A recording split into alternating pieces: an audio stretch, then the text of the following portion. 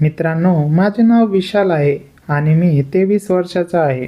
माझ्या घरी आई वडील, मी आणि आत्या राहते. कथा आत्या संबंधी आहे, तर आत्याबद्दल सांगतो. आत्याचं नाव मनीषा आहे. तिचं वय आता 29 चालू आहे. माझ्या वडिलांसहित 5 जण आहे, तर आत्या शेवटची आहे. दिसायला परी आहे, फिगर पण चांगलीच आहे. आत्यापर्यंत लग्न झालं नाही. ते म्हणतात ना, योग्य जुळून आल्याशिवाय काही होत नाही, तसंच आहे. सगळे चुलते वेगवेगळे राहतात. आत्या आमच्याच घरी राहते. ती इंग्लिश स्कूलला शिकवते लहान मुलांना. सकाळी 9ला जाते, 2ला येते. मी कधी घराच्या बाईकडे चुकीच्या नजरेनं पाहिलं नव्हतं, पण अचानक काही गोष्टी घडल्या आणि आत्याला अनुभवलं. तर झालं असं की आमची 2 ठिकाणी शेत आहे. एक घराच्या पाठीमागे चिटकून आणि दुसरं 2 किलोमीटर अंतरावर. तर लांबच्या शेतात कांदा लावायचं काम चालू होतं. तर रानात बाया लावल्या होत्या. तर मी, आई, पप्पा पण शेतात गेलो होतो सकाळीच. आत्या स्कूलमध्ये गेली होती. तर झालं असं की दुपारी 1 वाजता पापा म्हणाले, विकास घरी जा आणि कुऱ्हाड घेऊन ये. मी गाडी घेऊन घरी निघालो. घरी आलो, दरवाजा उघडा होता. म्हणालं, आत्या आली की एवढ्या लवकर? आत गेलो, आत्या काय दिसत नव्हती, पण घराचं मागचं दार उघडच होतं. तर मला वाटलं की आत्या मागच्या रानात असेल. आमच्या घराच्या मागे गुरांची मका होती. मका चांगली वाढलेली होती. त्या रानामध्ये लिंबाचं झाड आहे. मी वाटेने रानात निघालो, तर मला लांबून एक बाई आणि माणूस दिसला. मी लई सापत तिकडे निघालो, आवाज न करता. जवळ जाऊन मी मकाच्या मागे लपलो, त्यांना दिसणार नाही असं. ती बाई आणि माणूस दुसरा कोणी नसून माझ्या आत्या आणि गावातल्या तिच्या वर्गातला संजय होता. त्या लिंबाच्या झाडाला आत्याला लागेल त्या पोजने तो सुंदर वेळेचा अनुभव देत होता. त्या शंकरने आपला सर्व बाजूला केले होते, फक्त कवरवर होता आणि आत्या पण फक्त कवरवरच दिसत होत्या. माझ्या मनात आलं की त्यांना थांबवावं, पण नंतर विचार केला की आत्या 29ची आहे. तिला हे अनुभवायची गरज आहे, तर चालूच द्या. मला एक कल्पना सुचली. मी मोबाईल काढला आणि झूम करून त्यांचा व्हिडिओ काढला. त्या दोघांचा अनुभव बघून माझी भावना दाटून आली. लांबून पण मला सर्व काही स्पष्ट दिसत होता. मी माझ्या जीवनात पहिल्यांदाच असं सर्व काही पाहत होतो. नंतर मी तिथून घरी आलो.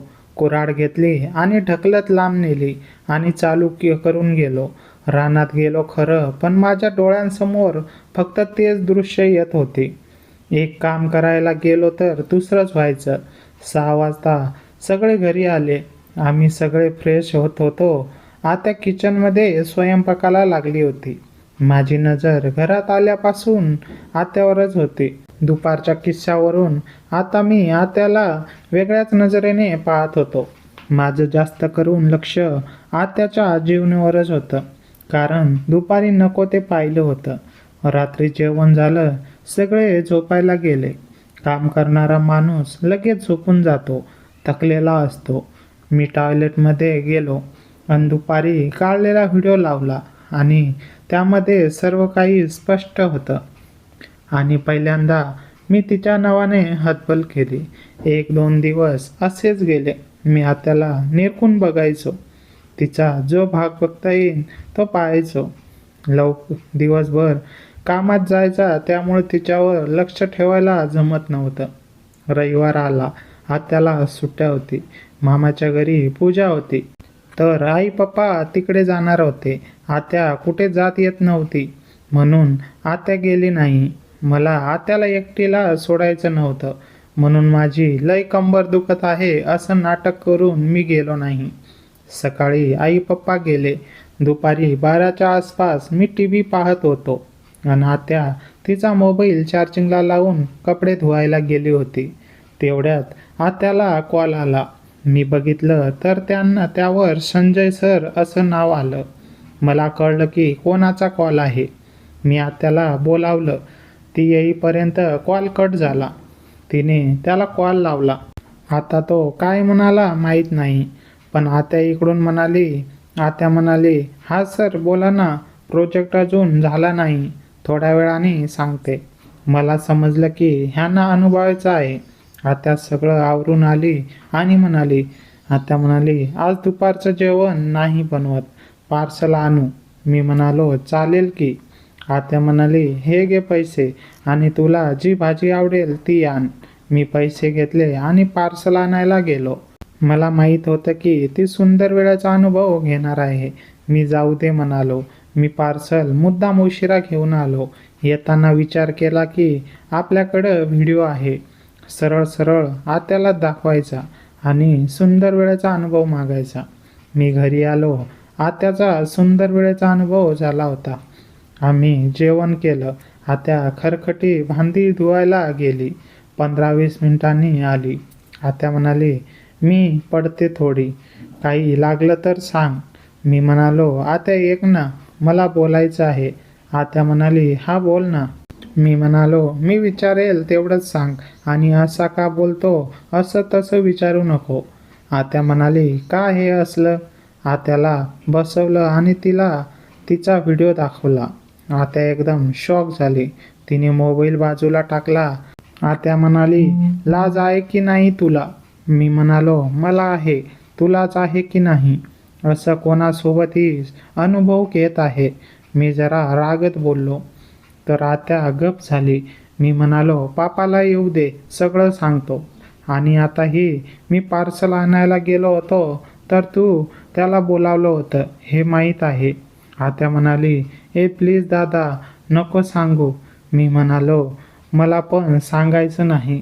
पण आत्या म्हणाली, पण काय? मी म्हणालो, मला पण सुंदर वेळेचा अनुभव घ्यायचा आहे. असं बोलताच आत्याने एक कानाखाली मारली आणि रडत बाहेर गेली. मी आपला मोबाईल घेतला. आत्याचा व्हिडिओ लावला. भावना दाटून आली. बराच वेळ असाच थांबलो. हतबल करायचा निघालो. तेवढ्यात आत्या आत आली. तिने दरवाजा लावला. माझ्यासमोर उभी राहिली आणि म्हणाली. आत्या म्हणाली, कर काय करायचं ते, पण यानंतर याबद्दल शब्द काढायचा नाही.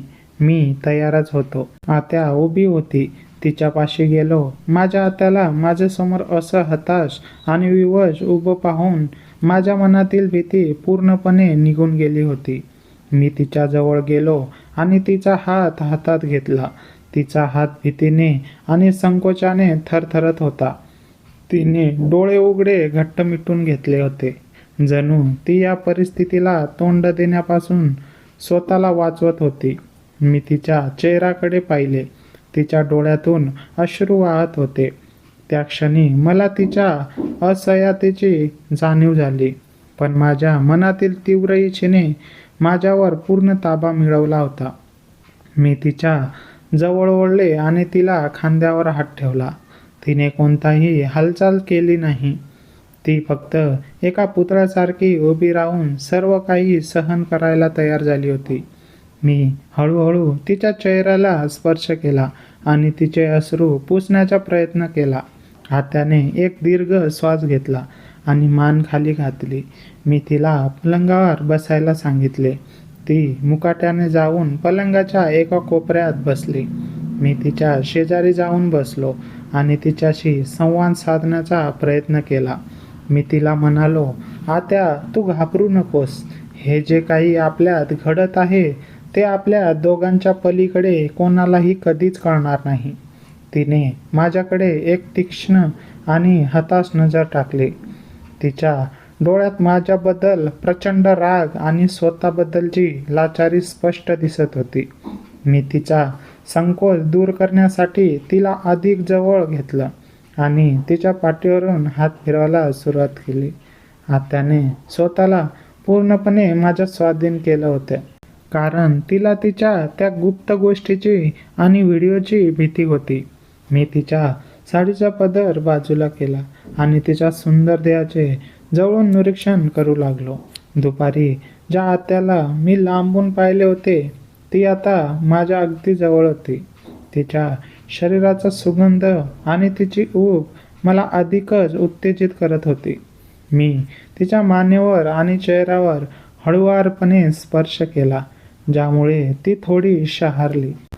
तिने तिचे दोन्ही हात पलंगाच्या चादरीवर घट्ट रोवून धरले होते. मी तिच्या वरच्या कवरची बटणे हळूहळू सेल करायला सुरुवात केली. प्रत्येक बटन सेल करताना आत्याची धडधड वाढताना मला जाणवत होती. जेव्हा तिचे शरीर माझ्यासमोर सेल झाले, तेव्हा माझे भान हरपले. तिचे फिगर खरोखरच खूप आकर्षक होते. मी तिला कवेत घेतलं आणि तिच्या शरीराच्या प्रत्येक भागाचा आस्वाद घ्यायला सुरुवात केली. आत्याने अजूनही तिचे डोळे उघडले नव्हते. मी तिच्या ओठांवर माझे ओठ ठेवले आणि तिला पापी करू लागलो. सुरुवातीला तिने कोणताही प्रतिसाद दिला नाही, पण जसा जसा वेळ गेला तशी तशी तिच्या शरीरातील नैसर्गिक भावना देखील जागृत होऊ लागली. तिने नकळतपणे माझ्या पाठीवर तिचे हात ठेवले आणि मला स्वतःकडे ओढले. दुपारी संजय सराभाऊसोबत घडलेल्या अनुभवाची ती ऊर्जा तिच्यात अजूनही कुठेतरी शिल्लक होती आणि आता ती माझ्यासोबत त्या बंधनात अडकली होती. आम्ही दोघेही कपड्यांशिवाय एकमेकांच्या मिठीत होतो आणि मी तिच्या अंगावर आलो आणि तिच्या संपूर्ण शरीराला माझ्या स्पर्शाने तृप्त करू लागलो. आत्याच्या तोंडातून हलके उसासे निघू लागले होते. मी तिला हळूहळू त्या अंतिम सुखाच्या अनुभवाकडे नेलं, जेव्हा आमचे शरीर एकमेकांमध्ये पूर्णपणे विरघळले. तेव्हा आत्याने मला घट्ट मिठी मारली आणि तिच्या डोळ्यातून पुन्हा एकदा अश्रू आले, पण यावेळी त्यात भीतीपेक्षा एक वेगळीच समर्पण होते. आम्ही दोघेही त्या सुंदर वेळेचा पुरेपूर आनंद घेत होतो. खोलीत फक्त आमचा श्वासांचा आवाज येत होता. काही वेळातच आम्ही दोघेही त्या सर्वोच्च आनंदाच्या शिखरावर पोचलो आणि शांत झालो. त्या माझ्या छातीवर डोके ठेवून शांत पडून राहिली. मी काहीच बोलत नव्हती. मी तिच्या केसांतून हात फिरवत राहिलो. थोड्या वेळाने तिने स्वतःला सावरले, उठून कपडे सावरले आणि दरवाजा उघडून बाथरूममध्ये घेऊन निघून गेली. मी पलंगावर पडून राहिलो आणि विचार करू लागलो की आज माझ्या आयुष्यातील एक सर्वात मोठी इच्छा पूर्ण झाली होती. आत्या बाहेर आली तेव्हा तिचा चेहरा शांत होता. तिने माझ्याकडे न पाहता फक्त इकडे इतकेच म्हटले, आता तो व्हिडिओ डिलीट कर आणि पुन्हा कधीही याबद्दल बोलायचं नाही. मी गुपचूप मोबाईल काढला आणि तिच्यासमोर तो व्हिडिओ डिलीट केला. आमच्यात एक गुप्त करार झाला होता, जो आता कायमच्या आमच्या दोघांच्या मनात दडून राहणारा होता. त्यानंतरचे काही दिवस आमच्या घरात कामलीची शांतता होती. आत्या नेहमीप्रमाणे सकाळी 9 वाजता शाळेत जायची आणि दुपारी 2 वाजता परत यायची. पण आता आमच्या नात्यात एक अदृश्य भिंत उभी राहिली होती. जेव्हा कधी आम्ही समोरासमोर यायचो तेव्हा ती आपली नजर चोरून बाजूला निघून जायची. मी व्हिडिओ डिलीट केला होता, त्यामुळे तिला एका बाजूला सुरक्षित वाटत होतं, पण दुसरीकडे माझ्या मनात त्या दिवशी मिळालेला सुखाची ओढ दिवसेंदिवस वाढतच चालली होती. आत्यांचा तो सुंदर देह आणि तिचा तो उबदार स्पर्श माझ्या डोक्यातून जात नव्हता. मला पुन्हा एकदा तशीच संधी हवी होती, पण यावेळी आत्याला धमकावून किंवा जबरदस्तीने नाही, तर तिच्या स्वतःच्या इच्छेने मला ते सुख अनुभवायचं होतं. मला माहीत होतं की आत्याचं वय 29 आहे आणि तिलाही शारीरिक गरजा आहेत. ती संजय सरांसोबत पूर्ण करत होती. काही दिवसांनी पुन्हा एकदा तसाच योग जुळून आला. आई आणि पप्पा एका नातेवाईकाच्या लग्नासाठी 2 दिवसांसाठी बाहेरगावी जाणार होते. घरात फक्त मी आणि आत्याच राहणार होतो. पप्पांनी निघताना मला घराची आणि आत्याची काळजी घ्यायला सांगितलं. ते गेल्यानंतर घरात एक वेगळंच वातावरण तयार झालं. दुपारी आत्या शाळेतून आली तेव्हा मी हॉलमध्ये TV पाहत होतो. तिने तिच्या खोलीत जाऊन कपडे बदलले आणि किचनमध्ये पाणी पिण्यासाठी आली. मी तिच्याकडे पाहत राहिलो. तिने हलकी सुती साडी नेसली होती, ज्यामध्ये तिची फिगर अत्यंत आकर्षक दिसत होती. मी हळूच उठलो आणि किचनमध्ये गेलो. आत्या पाणी पिऊन जशी वळली तसा मी तिच्या अगदी जवळ जाऊन उभा राहिलो. मला इतक्या जवळ पाहून ती दचकली आणि मागे सरकण्याचा प्रयत्न करू लागली. पण मागे ओटा असल्यामुळे ती तिथूच अडकली. तिने सावध स्वरात विचारलं, "विशाल, काय करतोयस? बाजूला हो." मी तिच्या डोळ्यात पाहिले. यावेळी तिच्या डोळ्यात भीती नव्हती, तर एक प्रकारचा संकोच आणि धाकधूक होती.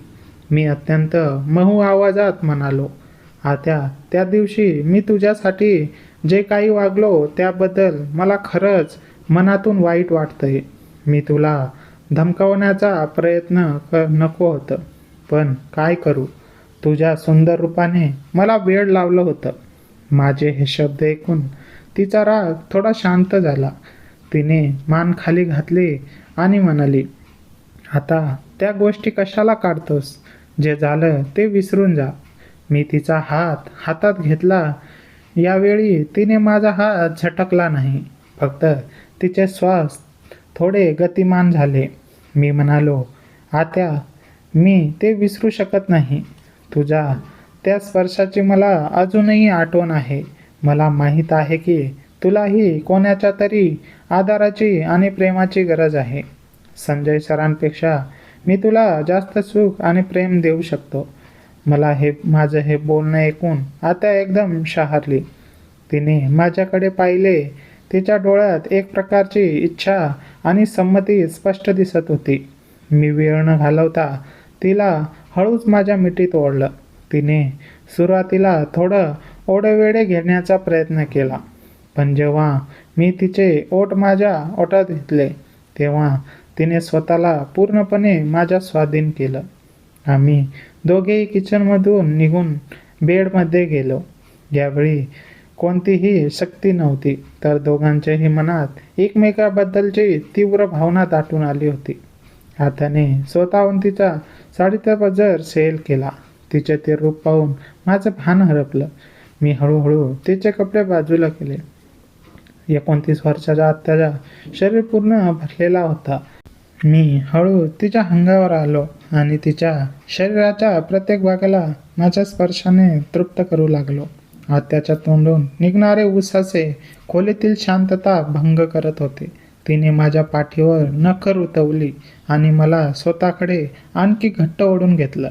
आम्ही दोघेही त्या सर्वोच्च सुखाच्या शिखराकडे सरकत होतो.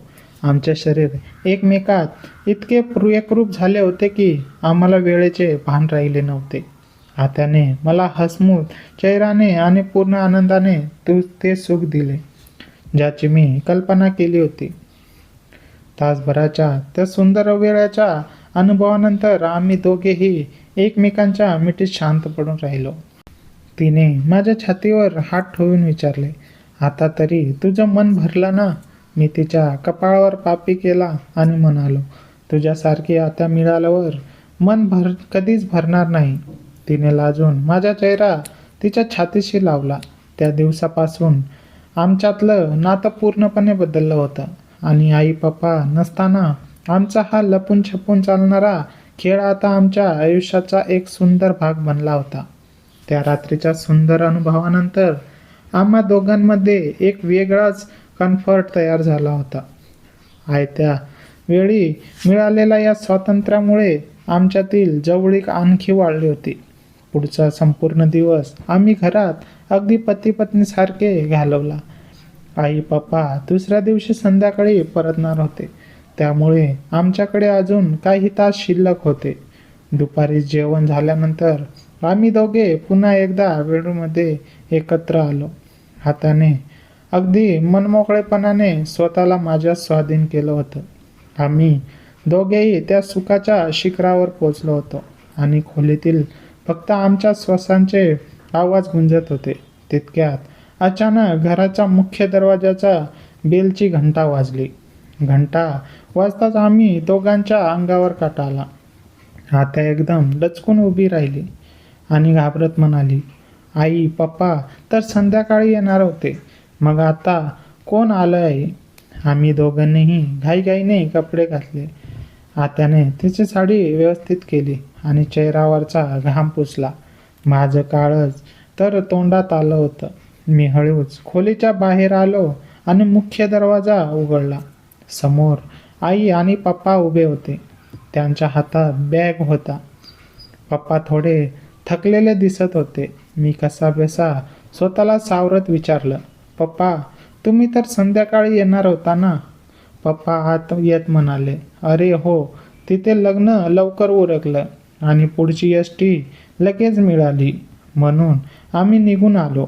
बरं झालं उन्हात जास्त ताटकटाळायला लागलं नाही.